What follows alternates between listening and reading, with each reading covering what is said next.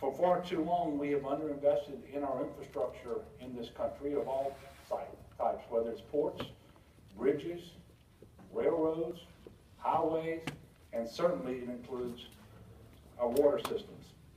And in fact, over half the water systems in our state are over 50 years old.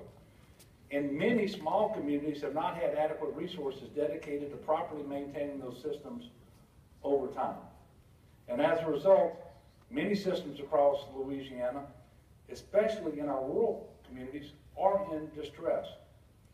In the past, the problems were fixed by putting temporary band-aids on them instead of solving the underlying issue.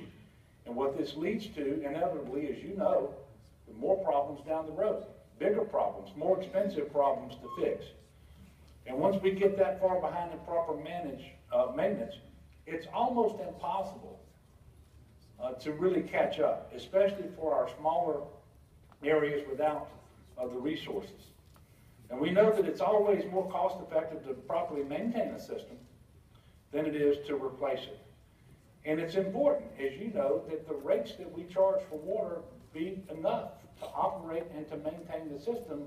Otherwise, you're going to get down the road and that huge cost is going to be incurred, and you're going to have no choice but to go up on those rates even further than we would have had we done it at the outset and allowed us to take care of our problems. And I know that that is not pleasant. Trust me, as a governor who inherited the largest deficit in our state's history, who've been trying 2.5 years now to get fiscal stability and predictability, which, by the way, we have, I know better than anybody, it is never easy, never fun to ask people to pay more. But if you look down the road at what's going to happen if we don't, sometimes, and quite often, that is the best course of action. And we certainly don't want to wait until we have an emergency, because then you have even more costs associated with providing safe drinking water in the interim until a solution can be found and enacted. Now, Louisiana really is in desperate need of a coordinated, collaborative approach to improving our state's rural water infrastructure. Just to kind of give you a perspective on this, and perhaps you know these numbers, the Louisiana section of the American Society of Civil Engineers has estimated that Louisiana needs to spend about $10 billion over the next 20 years. $10 billion over the next 20 years for maintenance, repairs, and improvements on our water systems. Now that averages $500 million a year. I think we can all agree that we're not going to have $500 million a year. But that makes it imperative, more important than ever, that we have a better approach, where every available resource is utilized to its highest potential. I wish we could go in and replace all the systems that are in distress, but we just can't. But that's why the administration, my administration, created the Rural Water Infrastructure Committee. The committee includes representatives from regulatory entities, funding agencies, and key stakeholders. There are representatives, and you're going to hear from some of these folks today, I believe, but there are representatives from Louisiana Department of Health, Louisiana Department of Environmental Quality, the Delta Regional Authority, and I've got Leslie here today. If you all don't know Leslie, make sure that you get to know her, because she has done an awful lot of good all around the state of Louisiana with respect to water. But in addition to that, obviously the Rural Water Association, the Governor's Office of Homeland Security and Emergency Preparedness, and the Office of Community Development, the Legislative Auditor, and my office. Its goal is to bring everybody to the table to address these problems properly in the best way that we know how.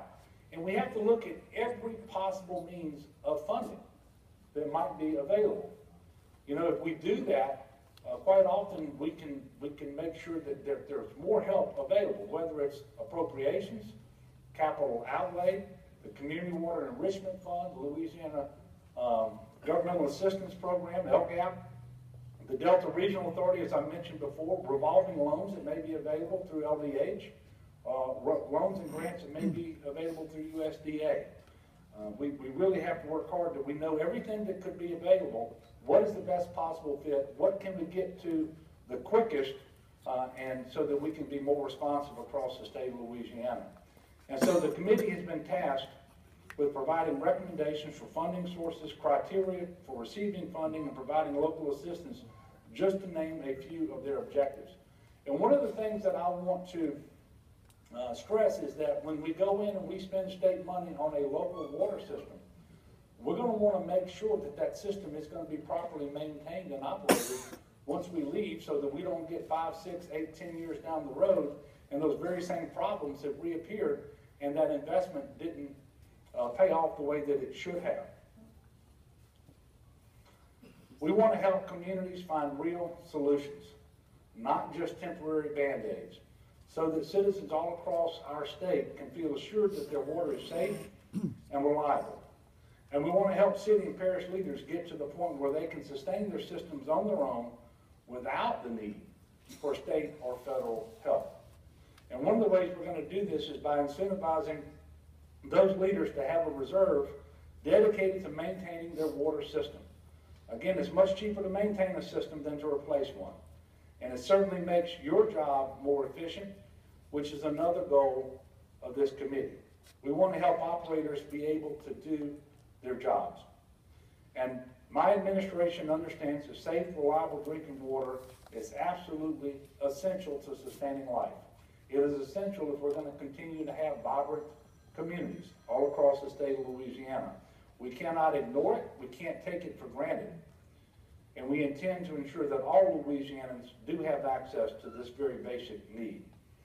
In addition to having everyone at the table and on the same page, I encourage you to continue to speak up. There's nobody who knows our needs better than you, because you're in the field every single day looking at these systems all across the state of Louisiana. You know what the problems are, whether they relate to maintenance or funding, neglect, whether it's just the age of a system. I suspect at some point systems get so old that you just simply cannot keep them in proper working order.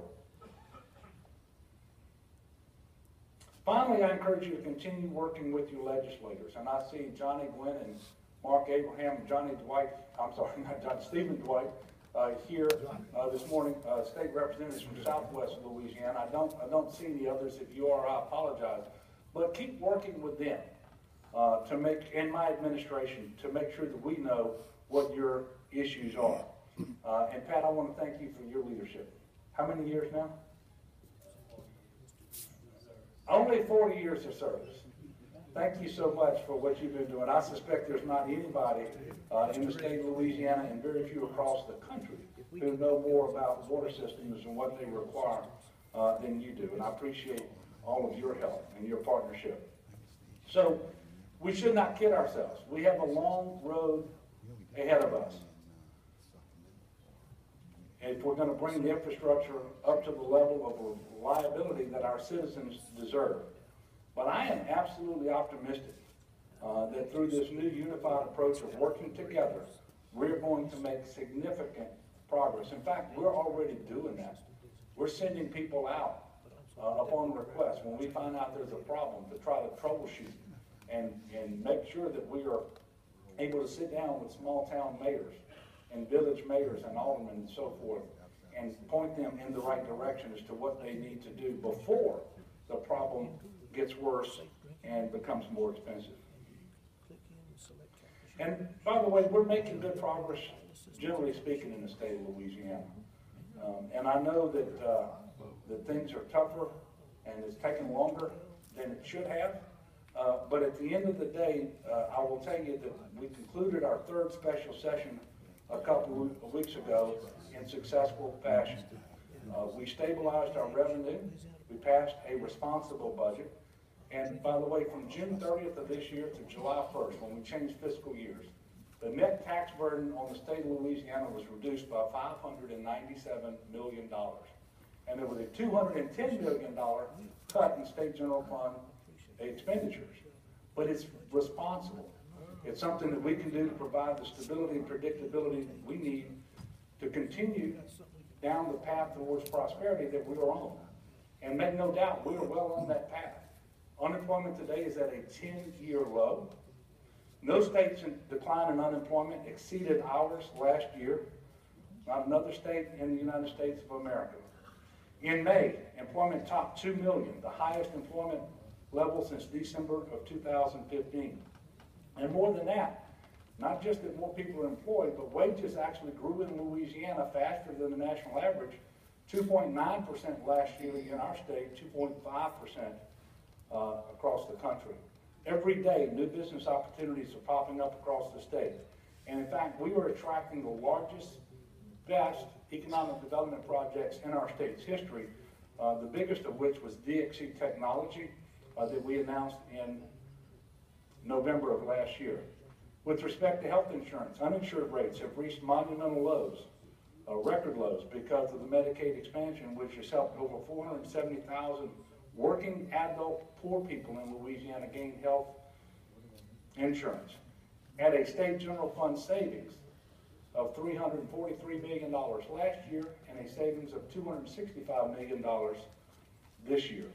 And for just the second time in 10 years, I want you to think about it, second time in 10 years, higher education is funded next year without a cut, and our TOPS program is fully funded. By the way, those 2 times in 10 years are 2 years in a row.